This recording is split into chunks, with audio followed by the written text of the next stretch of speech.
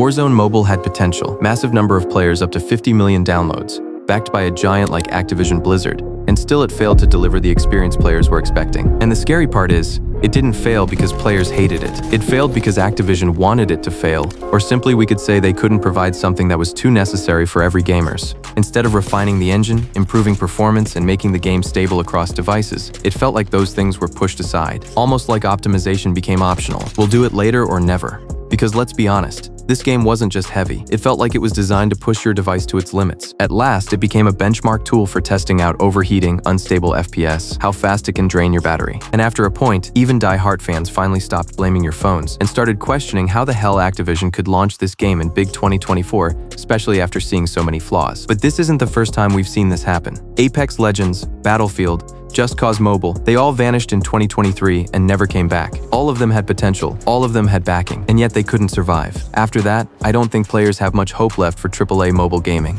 And before you jump on me saying, oh, it's hard to build or mobile devices aren't capable enough, I want you to look at games that actually tried to do it right. Delta Force, Rainbow Six, Division Resurgence, PUBG New State. Some of them even survived massive backlash. Some of them were ignored at launch, but they didn't collapse instantly because they focused on something most AAA titles forget. Especially for New State, Krafton didn't just chase profits. It tried to build something long-term with its audience, and that's why even today, some of these games are still standing. At least Delta Force gives you those Battlefield vibes on mobile. Strenova and Farlight could recreate that Apex-style fast-paced feeling in their own way. But for Warzone Mobile, we don't see many clones often. And finally, we've got another contender now, and this one actually looks ambitious.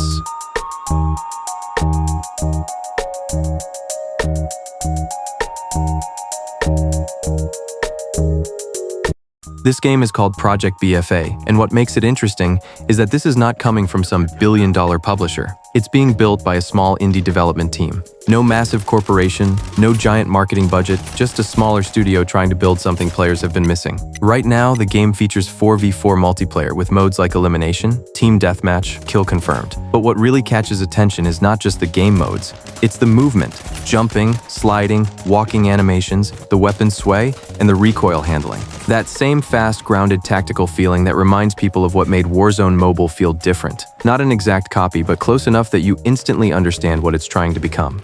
The gameplay looks fast, the movement feels fluid, and the combat seems built around aggression instead of slow passive gunplay. Visually, the graphics feel close to Combat Master in some areas. Although in certain scenes, especially distant objects, the image can look slightly blurry, and yes, that's noticeable. But again, at the same time, this is still an indie project. So some visual compromises are understandable, especially this early. And honestly, if the game grows and gains a bigger player base, graphics are something that can always be improved later. However, visuals can be upgraded, but poor optimization usually stays. And from everything I've seen so far, that's where Project BFA is doing something right. Even though I haven't personally tested it yet, from the gameplay footage and community feedback I've gathered, performance actually looks stable. But I would like to stay neutral on this segment, because who knows what wrong can happen anytime. This is exactly where something like GearUP Game Booster actually make a difference. Because let's be real, most of the time it's not even your device causing the problem. It's your connection. Random ping spikes, delay in hit registration, sudden desync. That's what ruins the experience. And GearUP is built specifically to fix that. It actually optimizes your device and provides clear routing data to game servers. So instead of going through a slow or unstable path,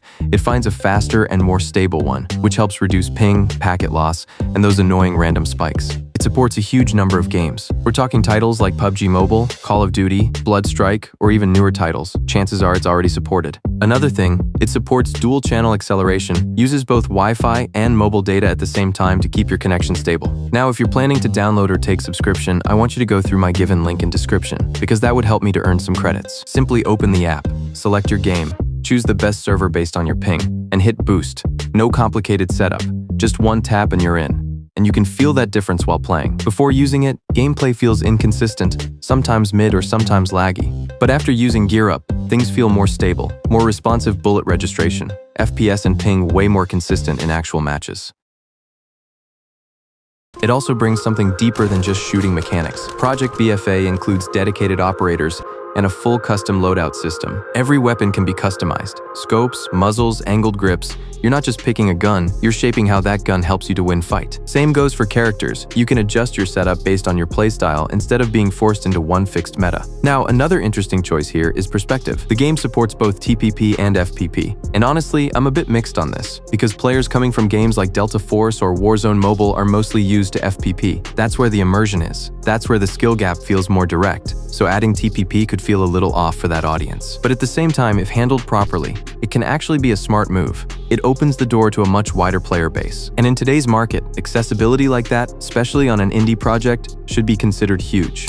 According to their future plans, they're aiming to add a full battle royale mode, even large-scale warfare-style modes, and possibly an offline mode too, if the majority of players actually want it. It shows they're not just building in isolation, they're listening. They're active on Discord, YouTube, and posting weekly polls, updates, and actually asking the community what they want next. If this game interests you, go check them out. Join their Discord and support the project. But I'm not forcing you to do so, because I'm not sponsored by this studio anyway. But if they do in near future, I would definitely accept. And I'm really curious to see where this game goes, because small indie team trying to do this much, actually communicating with players, it shows ambition, passion. It shows that this isn't just another quick cash grab, but at the same time, this is still early. And whether all of this turns into something real or just another idea that fades away, that's something only future will answer.